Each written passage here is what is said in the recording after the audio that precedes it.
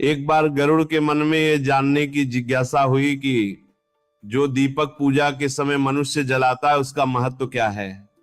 वह श्री कृष्ण के पास आकर बोले, हे प्रभु, जब कोई भक्त अपने घर में दीप प्रज्वलित करता है और पूजा के समय उस दीप की बाती पर फूल जैसा सुंदर आकार प्रकट होता है, तो ये कैसा दैवी संकेत माना जाए, ये जानने की इच्छा मेरे मन में उठ रही है। हे भगवान, किस आकृति के फूल बनने से कौन सी शक्ति की कृपया प्राप्त हो रही है, ये कैसे पता चलेगा।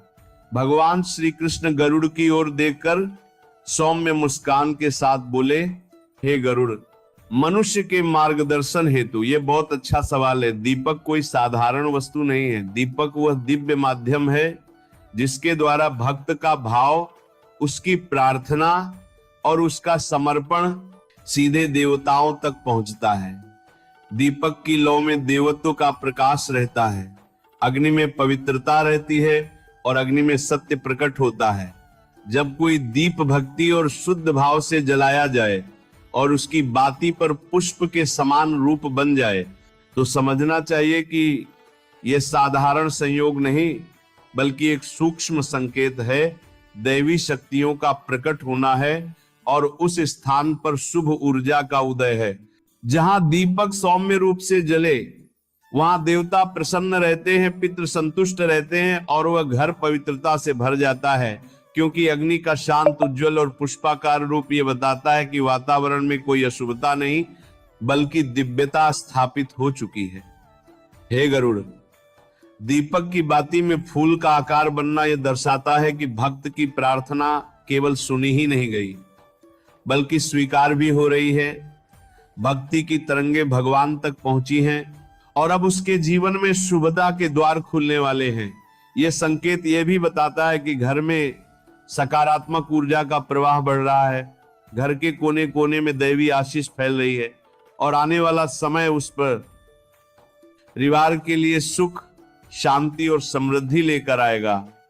दीपक के माध्यम से देवता यह संकेत देते हैं कि तुम्हारा मार्ग अब उज्जवल होने वाला है, बाधाएं हट रही हैं और सफलता का मार्ग स्पष्ट हो रहा है।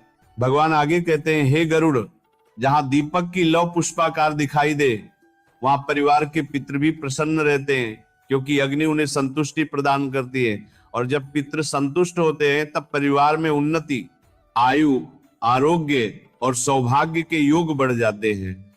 हे गरुड़, दीपक पर बनने वाला यह पुष्प केवल दीप का रूप नहीं, बल्कि यह देवताओं का आशीर्वाद है। यह दर्शाता है कि गृहस्थ की मनोकामनाएं पूर्ण होने की दिशा में हैं, उसकी बाधाएं स्वयं देव शक्ति द्वारा दूर की जा रही हैं और उसका जीवन अब प्रकाश की ओर अग्रसर है। गरुड़, यह भी जान लो कि जब दीपक की लौ पवित्र रूप धारण करती है तो घर की नकारात्मक शक्तियां नष्ट होती हैं, रोग, क्लेश, विवाद और मानसिक अशांति दूर होने लगती है और उस स्थान पर देवी देवताओं की कृपा स्थायी रूप से बसने लगती है। भगवान अंत में कहते हैं, हे गरुड़, इसलिए जब भी दीपक की बाती पर फूल जैसा आकार बने तब भय नहीं, उलझन नहीं, बल्कि कृतज्ञता रखनी चाहिए, क्योंकि यह संकेत है कि भक्त का भाव देवताओं तक पहुंच चुका है। ये समझ लेना चाहिए कि अब उस घर में शुभता का प्रारंभ हो चुका है और यह पुष्प दिव्य संसार की ओर से दिया गया आशीर्वाद है। अतः हे गरुड़, दीपक का यह शुभ संकेत भक्त के जीवन में नए अध्याय, नई रोशनी और नई सफलता का प्रारंभ है। जो इसे समझ लेता है वह जान ले कि उसकी मनोकामना फलित होने के मार्ग पर है। गरुड़ जी श्री कृष्ण के चरणों में नतमस्तक होकर बोले, हे सर्वेश्वर, हे जगतनाथ श्री कृष्ण, मन में एक जिज्ञासा बार बार उठ रही है। जब भक्त अपने घर में दीप प्रज्वलित करते हैं और पूजा के समय उस दीप की बाती पर फूल ऐसा कोई आकार बनता है, तो ये कौन सा दैवी संकेत होता है। और हे प्रभु, यदि वह रूप किसी विशिष्ट पुष्प जैसा हो तो क्या वह किसी विशेष देवता की कृपा का प्रतीक होता है? यदि हाँ, तो कौन सा फूल किस देवता के संदेश का स्वरूप है? प्रभु, मेरे अज्ञान का निवारण कीजिए। भगवान श्री कृष्ण सौम्य मुस्कान के साथ बोले, हे विनतासुत गरुड़, दीपक कोई साधारण ज्योति नहीं, यह देवताओं का मुख है। यह पवित्र अग्नि का स्वरूप है और अग्नि में देवताओं की चेतना विद्यमान रहती है। जब कोई भक्त शुद्ध मन, निर्मल हृदय और समर्पण के भाव से दीप प्रज्वलित करता है, तब उस दीप की लौ स्वयं दैविक संकेतों का माध्यम बन जाती है। हे गरुड़, दीपक की बाती में जो भी आकृति बनती है वह केवल तेल, घी या तंतु का खेल नहीं, बल्कि अदृश्य सूक्ष्म शक्तियों का संदेश होता है। और जब बाती पर पुष्प का आकार प्रकट होता है, तब वह किसी देवता की प्रसन्नता का द्योतक बन जाता है। यदि दीपक की बाती पर कमल की आकृति बने, पंखुड़ियां फैलती प्रतीत हो या लौ में कमल जैसा सौम्य विस्तृत रूप हो, तो समझना चाहिए कि महालक्ष्मी प्रसन्न है। यह संकेत है कि घर में धन, ऐश्वर्य, सौभाग्य और शुभता का प्रवाह बढ़ रहा है और रुके हुए कार्य चलने लगेंगे। यदि बाती के शीर्ष पर चमेली या छोटी कोमल कली जैसा आकार बने, तो यह श्री कृष्ण या श्री विष्णु की कृपा का संकेत है। इसका अर्थ है कि घर में शांति बढ़ रही है, भक्ति गहरी हो रही है और मनोकामना धीरे धीरे पूर्ण होने की राह पर है। यदि बाती पर गुलाब जैसा गोल, भरा भरा परतदार रूप बने, तो यह देवी दुर्गा और शक्ति स्वरूपा का संकेत है। इससे घर से बाधाएं हट रही हैं, नकारात्मक शक्तियां दूर हो रही हैं और साहस तथा रक्षा छाया बढ़ रही है। यदि लौ का आकार नुकीला, तीक्ष्ण या धतूरे जैसा हो, तो समझना कि महादेव प्रसन्न है। इससे शत्रु बाधाएं समाप्त होती हैं, रोग और भय दूर होते हैं और घर परिवार पर शिव की रक्षा बनी रहती है। यदि लौ बहुत शांत हो और बाती पर छोटा कोमल तुलसी पुष्प जैसा आकार बने, तो यह नारायण और विशेष रूप से बाल गोपाल की कृपा का संकेत है। इससे घर पवित्र होता है, मन निर्मल होता है और भक्त की प्रार्थना सीधे मेरे चरणों तक पहुंचती है।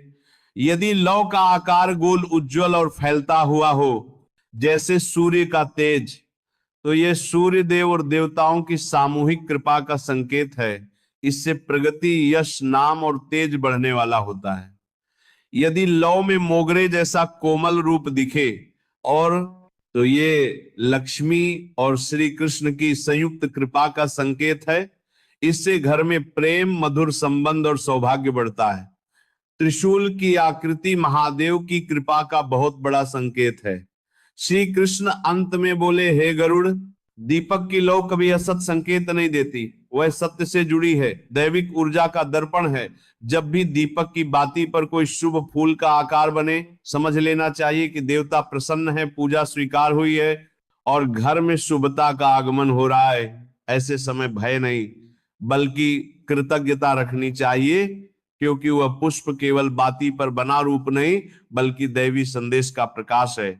और इसलिए भक्तजनों, ध्यान रखिए, दिया कोई साधारण वस्तु नहीं है, ये हमारे अंतःकरण का दीप है।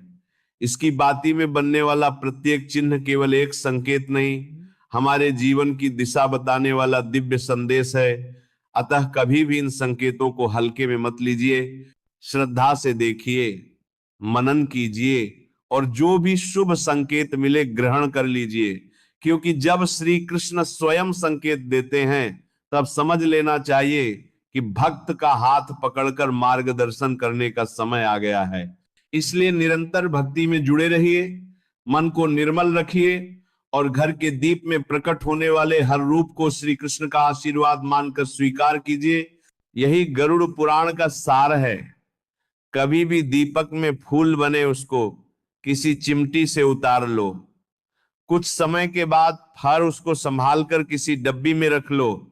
जब कोई घर में बीमार हो, घर से कोई व्यक्ति शुभ काम के लिए बाहर जाए या कभी घबराहट, नकारात्मक शक्ति का आभास हो, उस समय इस दिव्य फूल को मस्तिष्क पर लगा लेना, फिर इसका चमत्कार देखना कैसे सब समस्या का समाधान हो जाता है।